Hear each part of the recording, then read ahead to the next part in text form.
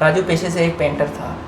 वो पेंटिंग करके घर का गुजारा चलाता था। घर का गुजारा बहुत मुश्किल से चला पाता था क्योंकि सारा का सारा बोझ उसके ऊपर था। घर पे कोई कमाने वाला नहीं था, परिवार बड़ा था।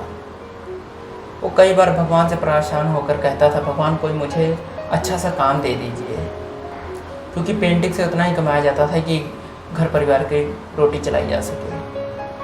वो हमेशा कहता था, भगवान मुझे सुख शांति और घर को सुख शांति मिले, जिससे मैं कुछ आराम कर पाऊँ, कोई मुझे अच्छा काम दीजिए। वो अक्सर ऐसा कहता रहता था। उस गांव में एक सेठ थे। सेठ के पास एक नाव थी। नाव पेंट करानी थी उन्हें, तो उन्होंने राजू को बुलवाया। राजू उनके घर पर गया पेंटिंग के लिए। नाव को देखने के बाद वो कहता है, हुजूर आपकी नाव पेंट हो जाएगी। सेठ कहता है, मुझे आज शाम को ही चाहिए, क्योंकि कल मेरी फैमिली नदी उस पार घूमने के लिए जा रहे हैं। वो कहता है, जी हुजूर आज शाम तक ही आपकी पेंटिंग हो जाएगी नाव। वो इतनी सी बात कहकर नाव पेंटिंग करनी शुरू कर देता है। पेंटिंग करने के मुताबिक उसको नाव में एक छेद दिखाई देता है। पहले वो एक बार उसमें ब्रश मार के पेंट करता है, फिर देखता है, फिर वो अच्छे से उसको भरने के बाद वहाँ पर एक सुंदर सी तस्वीर बना देता है अपने पेंटिंग के थ्रू। किसी को पता न लगे कि यहाँ पर छेद था। वो पेंटिंग अच्छे से कर देता है। शाम को सेठ आता है, कहता है, राजू तुमने पेंट कर दी? कहता है, जी हुजूर आपकी नाव पेंट हो चुकी है। वो देखता है, कहता है, बहुत सुंदर पेंटिंग की तुमने। सेठ बहुत खुश होता है नाव को देखकर। कहता है, कल शाम को तुम मेरे पास आना, मैं तुमको इसका इनाम दूंगा और तुम्हारी मेहनत का पैसा दूंगा। इतनी बात सुनकर राजू चला जाता है।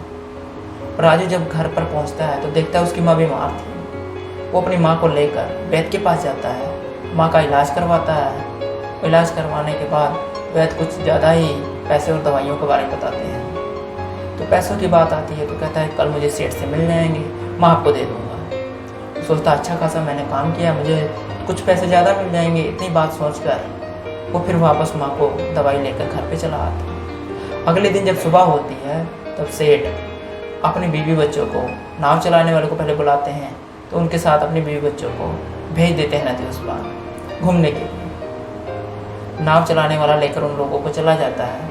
सेठ के पास एक नौकर था, काफ़ी पुराना नौकर था उनका। वो 10-15 दिन से छुट्टी पर गया हुआ था।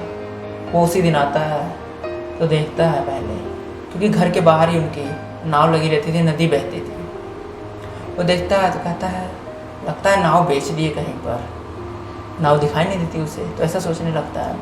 फिर घर पर जाता है, मालकिन कहता है घर पे कोई होता नहीं, तो कहीं पर गए हुए हैं। फिर बाहर आता है तो अचानक उसकी निगाह बगीचे में पड़ती है। बगीचे में सेठ को टहलते हुए देखता है तो कहता है, सेठ साहब सब कहाँ गए, कोई दिखाई नहीं दे रहा है घर पर।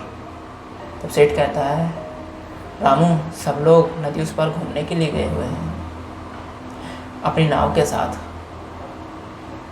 जब रामू इतनी सी बात सुनता है वो चिंतित हो जाता है।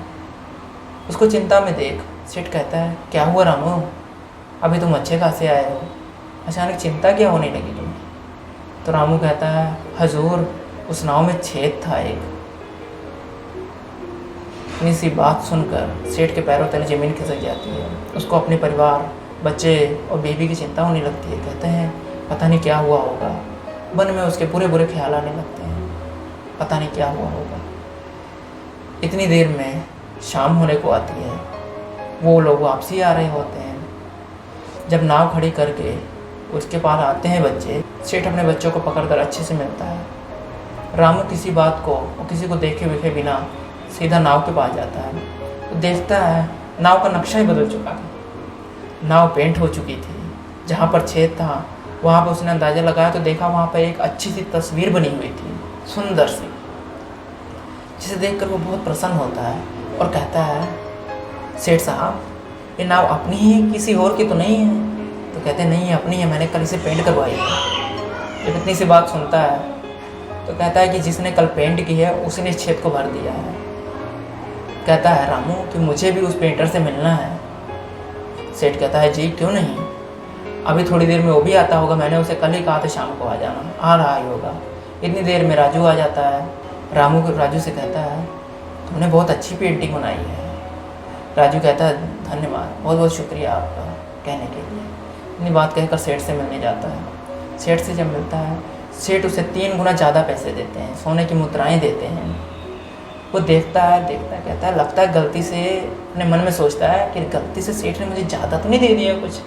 फिर उनसे क्या ही देता है, सेठ साहब आपने मुझे कुछ ज़्यादा दे दिया गलती से। कहते हैं नहीं, मैंने बहुत कम दिया है, इसके लिए मैं तुम्हें जितना दूँ उतना कम है, क्योंकि तुमने मेरे परिवार की जान बचाई है। तो वो कैसे कि मैंने देखा ही नहीं था कि नाव में छेद है, मैंने तुम्हें पेंटिंग के लिए कह दिया और बाद में उसी पर फैमिली को भेज दिया, अपनी परिवार मेरा उस पर गया था। बाद में जब मुझे पता लगा तो मुझे चिंता होने लगी, लेकिन जब कुशल मंगल सब वापस आए मैं बहुत खुश हुआ देखकर, तुम्हारी मेहनत और लगन देखकर। बिना किसी को बताए तुमने इतनी सफाई से अच्छा काम किया। ये बात सुनकर वो भी बहुत खुश होता है और सेठ भी बहुत खुश होते हैं। तब राजू अपने घर पर जाता है, माँ को लेकर दोबारा वैद्य के पास जाता है, अच्छे से दवाई कराता है, पैसे देता है और बहुत प्रसन्न होता है। भगवान से मिलता है अगले दिन जाकर सुबह, कहता है भगवान आपने मेरी माँ को बचा लिया। तो आपको मेरी छोटी सी स्टोरी कैसी लगी? अगर अच्छी लगी हो तो वीडियो को लाइक और चैनल को सब्सक्राइब कर दें।